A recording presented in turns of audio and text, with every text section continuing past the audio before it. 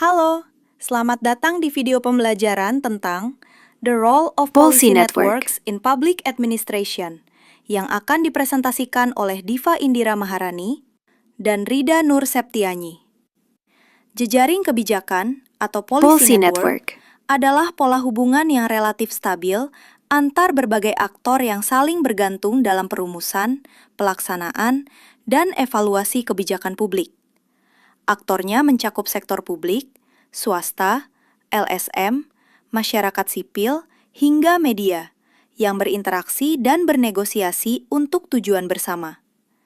Karakteristik utamanya adalah pluralisme, melibatkan beragam aktor, interdependensi atau saling ketergantungan, intersubjektivitas dengan perbedaan perspektif, serta struktur horizontal yang egaliter, bukan hierarkis. Sekarang, mari kita lihat dimensi jejaring kebijakan.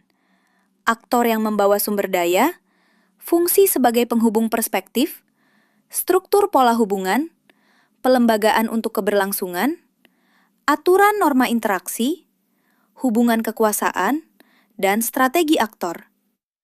Jejaring kebijakan sangat transformasional bagi administrasi publik.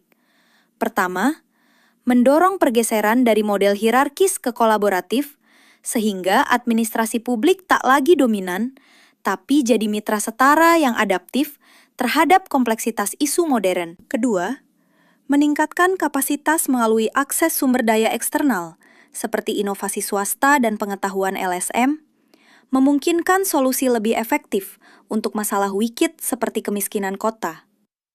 Ketiga, memperkuat legitimasi dan akuntabilitas dengan melibatkan publik luas, mengurangi resistensi kebijakan, serta memfasilitasi pembelajaran organisasional berkelanjutan.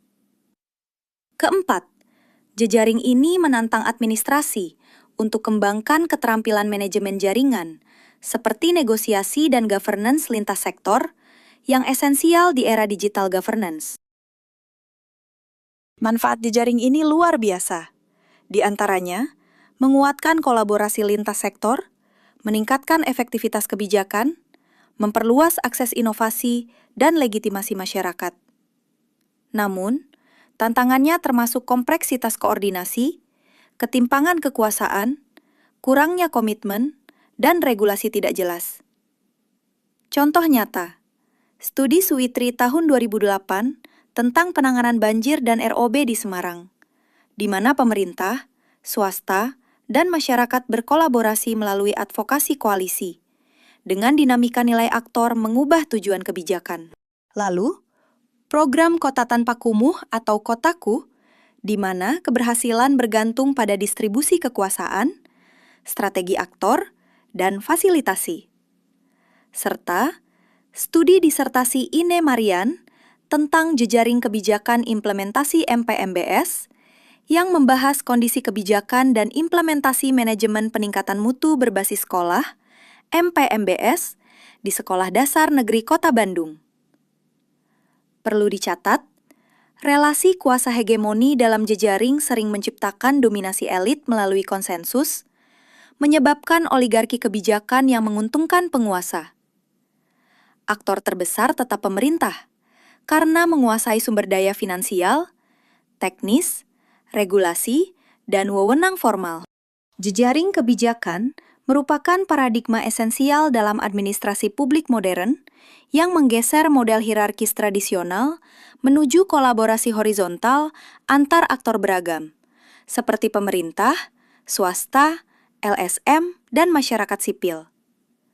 Melalui dimensi aktor, struktur, norma, dan strategi, jejaring ini tidak hanya meningkatkan efektivitas kebijakan terhadap isu kompleks seperti banjir di Semarang, Suwitri, atau program Kotaku, tetapi juga memperkaya kapasitas, legitimasi, dan pembelajaran organisasional sebagaimana dianalisis dalam implementasi MPMBS oleh Ine Mariane 2018, yang menekankan peran kepercayaan, komitmen, dan sumber daya antar stakeholder.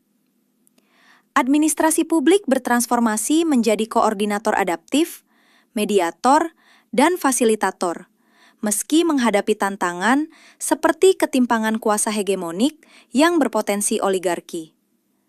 Pada akhirnya, keberhasilan jejaring bergantung pada pengelolaan relasi saling ketergantungan yang inklusif, memastikan governance yang responsif di era digital.